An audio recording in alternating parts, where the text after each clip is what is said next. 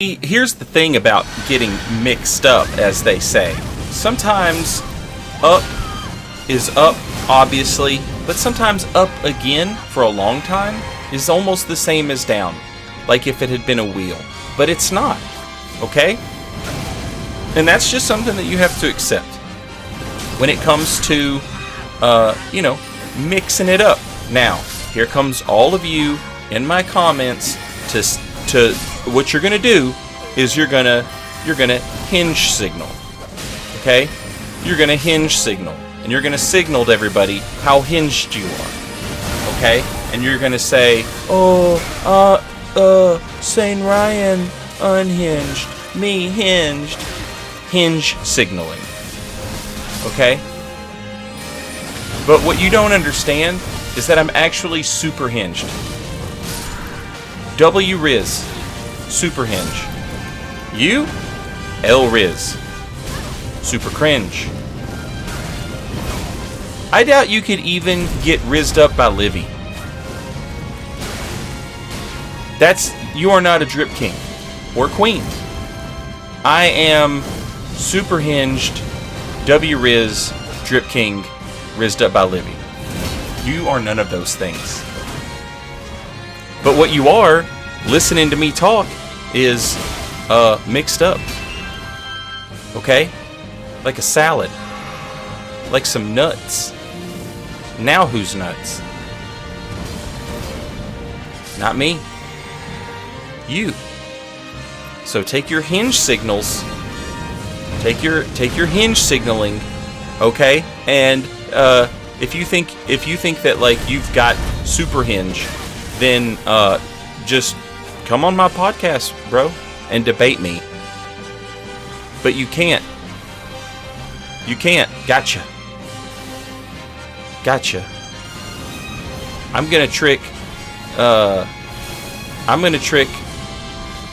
1,500 people into thinking I'm really smart, and each one of them is gonna give me $15. Now who's smart? Not you. On my podcast, everybody's making a fool of you. Everybody is clowning on you so hard. They say L Riz unhinged cringe when they hear your opinion. Especially when it's against my opinion when you debate me. See, you're saying, okay, but the facts are on my side. But see, here's the thing, is that the facts, they don't care. And neither do I. Right? It's not my job to know things or to be educated in all of the things that I talk about. It's my job to mix you up. And you've done been mixed up. Welcome to the mix-up. Hey, if you were from Kentucky, out in the middle of nowhere, coal mine Kentucky, right? If that was where you were from, and you were doing a good job of mixing it up, you might say, mixed up, hicksed up. Because I am a hicksed up W Rizzer with mix-up potential, baby. And I'll stay mixing it up. Sometimes I'll just stand there. Sometimes I won't. Sometimes I will. You been mixed up. You been mixed up. And that's what we call it. When I press up, or maybe I hold up, I'll hold you up. And that's the mix-up. Sometimes I'll just hold it.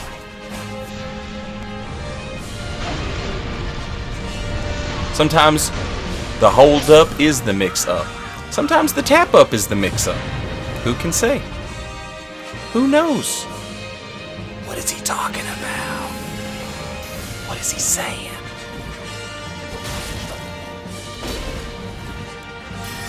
What do these words mean? What do they mean to you? Are you mean?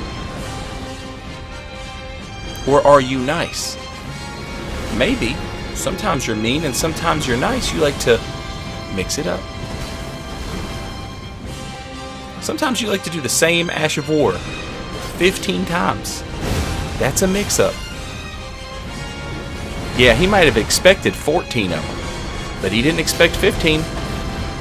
Damn sure didn't expect 15. That's just... I defy anyone to look me in the eye and say they expected the same thing to happen 15 times in a row. Flip a coin right now, 15 times. Did it come out the same way every time? Of course it didn't. Mathematically, that would be improbable of the highest magnitude. The highest magnitude of improbability, okay, is what we're talking about. So, for you to do the same Ash of War 15 times?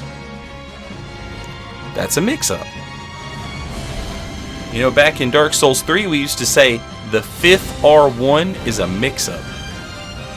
Because nobody expects a good player to throw out 15 R1s. In Elden Ring, the 15th Ash of War, that's a mix-up. That's a mix-up, because no one expects it. You can't expect it. You can't possibly be thinking to expect it. And that's what today's video is all about. What's going on, guys? Welcome to another episode of SaintRiot.com on the Big Net. I'm here to make all of your spellcasting wishes come true. Take a look at what sort of combos you'll see here at youtube.com/SaintRiot on the Big Net. You might be worried about, oh, I don't like to get on the net. What if there's a spider? There's no such thing as spiders. There's no such thing as internet spiders. And if that species does exist, it hasn't been discovered yet. We can't rule it out, obviously. If you think that we can rule out the existence of internet spiders, you are welcome to come onto my podcast and debate me. And I'm going to tell you right now, I will win. Alright, this message has been brought to you by Saint Riot Appreciates a Thing real quick. Now, this dude's out here, and this dude is lake ganking with his buddy. As always, I will always say, if lake gankers or limgrave gankers, whatever, if they're willing to leave the taunter's tongue up so that, you know, there's an actual 2v2 going on, a part of me will always appreciate that, because that's, you know, assuming they knew that it was an option. You know, some of them probably don't, but, you know, I assume most do. My point being, if they're willing to do that, you know, at least a modicum of respect for that, you know. But check out this guy's build. He's got that shield that it acts as a red and blue. I don't know what it's called in this game. In Dark Souls, they were tear stone. I don't know what they're called in this, but they're both red and blue. The red feather, it's a red feather, and then like a blue feather. The red one makes your attack stronger if you're at low health. The blue one makes your defense better if you're at low health. That guy stayed at low health. He had all that stuff going on. He was doing tons of damage, but he also had like all this regen going on with the skeleton armor. And that's actually like a pretty unique type of build. That's not something I see. I've not seen that. So that at least had something cool going on with it. Also, if I'm not mistaken, maybe the Sword of Milos also has that same thing, that same property. Or wait, no, the Sword of Milos doesn't have that property. The Sword of Milos gives you FP. That's what it does. I knew it had something going on for it, but I guess that's a type of regen, kind of, maybe. I don't know. Anyway, I just thought it was a unique, interesting type of build that you don't typically see in the lake. So, you know, I just thought I'd say that. I thought I would at least say that about it. So I did. Here we are. I have told you what I said. I have told you why I said it. Now what do I say? You don't know. Mix-up. That's a mix-up. Sometimes you show people something and you make them think, oh, he'll do that, but then you don't. Mix-up. That's a mix-up. Now, a mix-up isn't always like a combo, you know. In fact, it's not. If it was, we'd call it that, but we don't. We call it a mix-up. Somebody asked the other day, why do we bother differentiating between combos and true combos? And, you know, I just don't know. I suppose, like, the definition of combo, you know, is combination, which would imply that multiple hits are landing, right? That's a combo. But so then why do we have to differentiate true combo or not? And then I guess it kind of, you know, I thought about it, and I kind of think I have maybe an answer now. And I think that you could say something is a combo just if it exists. It doesn't necessarily have to hit to be a combo. For example, like the 1-2 combination of a two-handed weapon, right? It's not necessarily a true combo. For example, like power-stanced katanas, right? A running attack from power-stanced katanas isn't necessarily a true combo. But it is a combination. It's a combination attack. It's two attacks, right? And so I think that's why. Somebody asked me that, and I was like, I don't know. And then I had to seriously sit down and think about it, or I couldn't go to sleep that night, because that's the way my brain works. And that was the answer that was the conclusion I came to.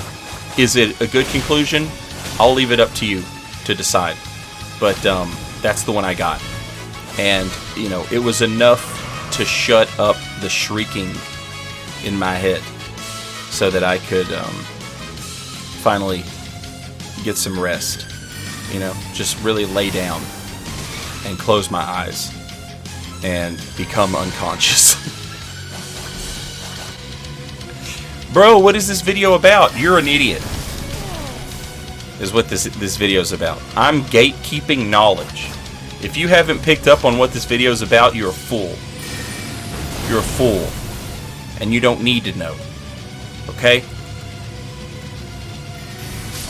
I made a video the other day going over pseudo combos. And, you know, that video, the commentary was delivered pretty straightforward. And the reason that commentary was delivered pretty straightforward was because it didn't feel like I was giving away the house. I made a video about Dragon Claw pseudo combos, and Dragon Claw itself is pretty easy to avoid, to dink around. Okay, so you know, if you get caught up in some of that Sudanese, then that's on you, right? That's not on me. Where'd that guy come from? Ask yourself. Where did he come from? But yeah, when you start making a video with Carry and Slicer and Catch Flame, oh son, you better believe I'm gonna start talking in damn riddles and puzzles. Because there's a whole bunch of people I just don't want to understand what's happening, and so they won't. They just won't. But if you'll just shut your mouth, your stupid grass-fed mouth, you idiot cow, and you'll just think for a minute. You know, maybe you'll put it together. You know, maybe you won't. Maybe it's better that way. Maybe it's better for all of us. That's not a mix-up. That's just God's honest truth right there. Is what that is. But that's, you know, that's how I live. That's how I stay alive. That's how I keep breathing. Let's talk a little bit about invading right here. Look at this. I want you to look at how I keep these guys around. And like 2 versus 1 you know, and neither of these builds is like particularly brutal, you know, I'll just fight these guys just straight up, you know. However, I always keep that boss at my back, the Draconic Tree Sentinel, because I know the last thing they want to do is deal with me and that Draconic Tree Sentinel. But I need the threat of that Draconic Tree Sentinel to keep them honest, so that I can back off and heal, and you know, or I could back off and buff, or whatever the case may be. But you know, I don't necessarily. This is one of those invasions where it's like, all right, I can probably make something cool happen. I've caught on to the way my opponent plays. When I walk in, he'll go for a jump attack, and if he doesn't go for a jump attack, he'll just go for a regular attack. He loves to attack. He wants to attack as soon as he gets up. But what if he couldn't? Because a big blue sword just appeared. A hammer knocked him down, and he was laying there thinking, I can't wait to get up and swing. I can't wait. And I knew that about him. And that's what this... You just got to get a feel for your opponent. You know, what does your opponent like to do? Do they have like some sort of thing that they stick with over and over again? They just expect it to answer every problem that they have. And if they do, how can you counter that? How can you use that against them? That's the rope that they're going to use to hang themselves with. You know, the thing that they show you over and over and over again. And if you ever have a question about something, you know, just try it out. If you have a question about something, try it out. Just try it out. Your opponent will probably show you all the time what they like to do and what they expect to answer, you know, your challenge, the challenge of your existence. And so it's your job to take that and sort of use it against them, right? If you have to. You know, sometimes you can just rush them down. Just rush them down. Like some dressing about to go on a Reuben. Just rush them down. They're getting straight rushed on. All right? They're about to go to Mount Rushmore. Sometimes that's the way it needs to go. You just rush. You show them nothing but non-stop, in-your-face attacks, up close and personal dodges, you know, stuff like that. And you hit them with that kind of aggression, it's hard to respond, it's hard to answer. But sometimes that's, you know, sometimes you can't do that. Sometimes it's going to be a long, drawn-out sort of affair. And in Elden Ring, a long, drawn-out affair can be like a minute and a half. You know? So if that's the case, then, you know, you take that minute and a half and you use it to learn what your opponent likes to do. And then you take what you're trying to do and you try and figure out a way, how do I make these two things, how do I make my thing work against their thing? Is there something I can do? Are they in recovery frames for a long time? Are they in, when they start their attack up, does it take it a minute to start up? You know? Do they roll forward? Do they roll backwards? Do they come out of hit stun swinging? There's all sorts of things you could ask yourself. All sorts of different things you can take advantage of. And it's the mind games, you know? It's, I believe I've talked about it a little bit in this video. It's the mix-up, right?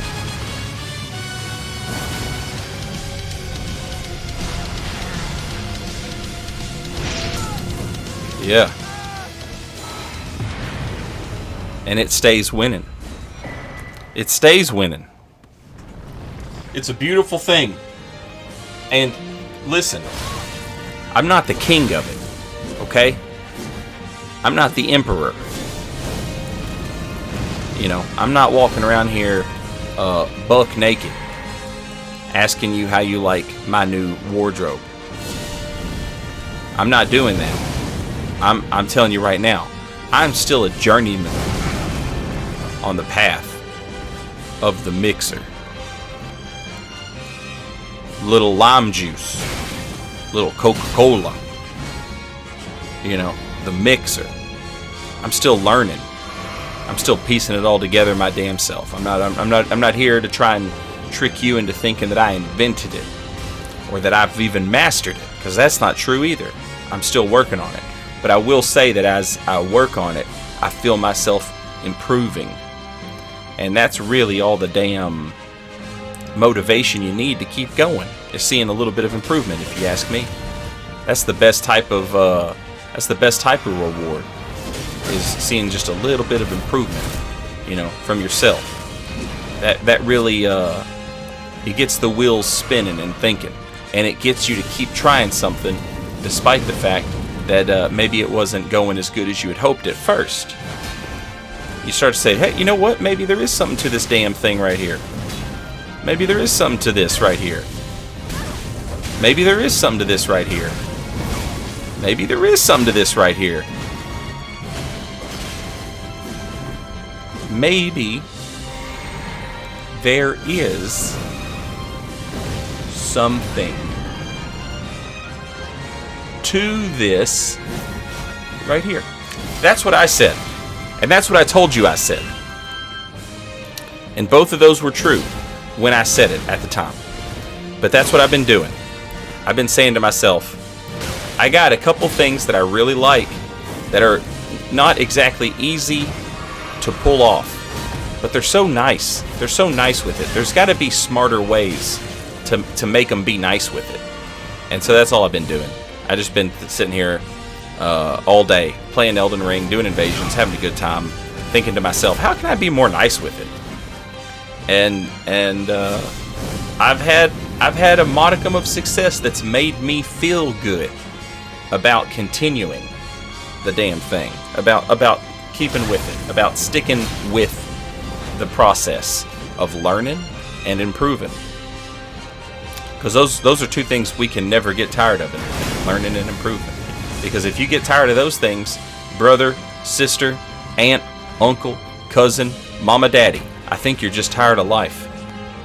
You've always got to be striving to do more goofy stuff, be it in real life or video game. Your goal should just be getting goofy with it. Let's get goofy. Let's get with it. Let's get goofy with it. That's a whole video. And it's full on hinged. W Riz, the Hingler. Later, y'all.